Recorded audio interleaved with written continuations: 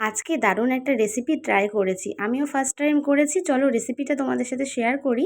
আমি এটা গ্যারান্টি দিয়ে বলতে পারি, তোমরা যদি এই রেসিপিটা বাড়িতে ট্রাই করো তাহলে কিন্তু গরম গরম এক থালা ভাত একবারেই ফিনিশ হয়ে যাবে, আর অন্য কোনো তরকারি দিয়ে খেতে ভালোই লাগবে না।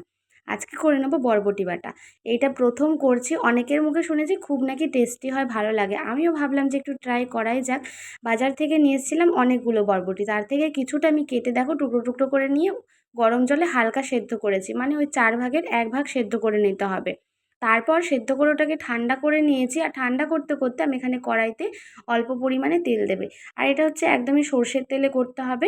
দিয়ে দেবো কয়েক কোয়া রসুন। তোমরা যদি রসুনের গন্ধটা বেশি ভালোবাসো তাহলে বেশি করেও দিতে পারো, বেশ ভালোই লাগে।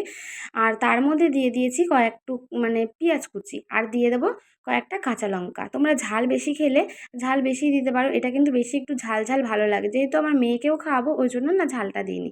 এদিকে দেখো বরবটিটা ঠান্ডা করে নিয়ে আমি এখানে মিক্সিং জারে ভালো করে পেস্ট করে নিয়েছি। এটা তোমরা শিলনোড়াতেও বেটে নিতে পারো, তবে আমার হাতে সময় কম ছিল বলে আমি এরকম মিক্সিং জারেই বেটে নিয়েছি। এবার দেখো কড়াইতে আবার অল্প তেল দিয়ে দিয়েছি, আর তার মধ্যে কালো জিরে দিয়েছি। কালো জিরেটা যে কোনো এই বাটা বলো বা খারকুল পাতা বাটা, যে কোনো ফ্লেভারে খুব ভালো লাগে কালো জিরের ফ্লেভারটা। তার মধ্যে দিয়ে দিয়েছি ওই বাটাটা, আর এবার দিয়ে দেবো পরিমাণ মতন লবণ আর হলুদ আর একটু চিনি। চিনিটা দিলে স্বাদটা ঠিকঠাক হয়, আর খেতেও কিন্তু খুব ভালো লাগে। তার মধ্যে একটু ঝাল ঝাল তো থাকবেই।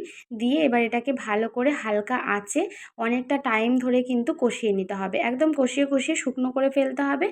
আর তোমরা যত শুকিয়ে নিতে পারবে তত কিন্তু এটা বেশি টেস্টি হয়। তো হাতে যদি সময় না থাকে তাহলে বলবো এটা করো না, একটু টাইম নিয়ে করতে হবে। এই যে ভাজতে হবে, এই ভাজাটাই কিন্তু একটু সময় নিয়ে করতে হবে। আর দেখেছো অনেকটা টাইম ভাজার পরও কিন্তু এই জিনিসটা এরকম একটা শুকনো শুকনো টাইপের হয়ে গেছে। নাও চলো রেডি হয়ে গেছে, এবার গরম গরম ভাতে লেবু দিয়ে খেয়ে নাও।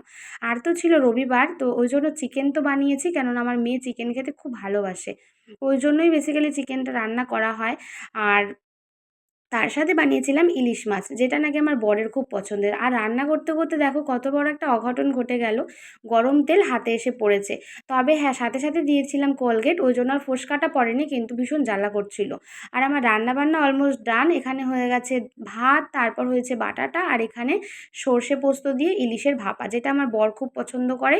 আর এখানে হয়েছে চিকেন, একদম লাল লাল ঝাল ঝাল করে। তো চলো এবার প্লেট করে সাজিয়ে বরকে খেতে দিয়ে দিই, তার সাথে আমি আর মেয়েও খেয়ে নিই। দেখো তো কত সুন্দর করে প্লেটটা সাজিয়ে নিয়েছি, আর সব কিছুর সাথে লেবু দিয়ে খেলে কিন্তু খুব ভালো লাগবে। তো চলো আমরা দুপুরে খাওয়া দাওয়াটা সেরে নিই। আর তোমরা কে কে বরবটির বাটাটা ট্রাই করেছো সেটা কিন্তু আমাকে কমেন্টে জানিও। রেসিপিটা দেখে বলবো অবশ্যই একবার হলেও ট্রাই করো। খেতে জাস্ট ফাটাফাটি হয়েছিল। আমিও ফার্স্ট টাইম করেছিলাম, আমার বর বলছে এটা কী, তো বললাম খেয়ে দেখো। খেতে কিন্তু দুর্দান্ত হয়েছিল। ভেবেছিলাম যে খেতে পারবো কিনা, কিন্তু না না, রান্নাটা আমার বিফলে যায়নি, ভীষণ টেস্টি করে মজা করে খেয়েছিলাম। আর চলো তোমরাও কিন্তু রেসিপিটা ট্রাই করো, আর আমার এই কমেন্ট বক্সে জানিও যে তোমাদের রেসিপিটা ট্রাই করে কেমন লেগেছে। তো চলো খাওয়া দাওয়া সেরে নিই, আর ভিডিওটা কেমন লাগলো কমেন্ট সেকশানে জানাতে কিন্তু ভুলো না। টাটা।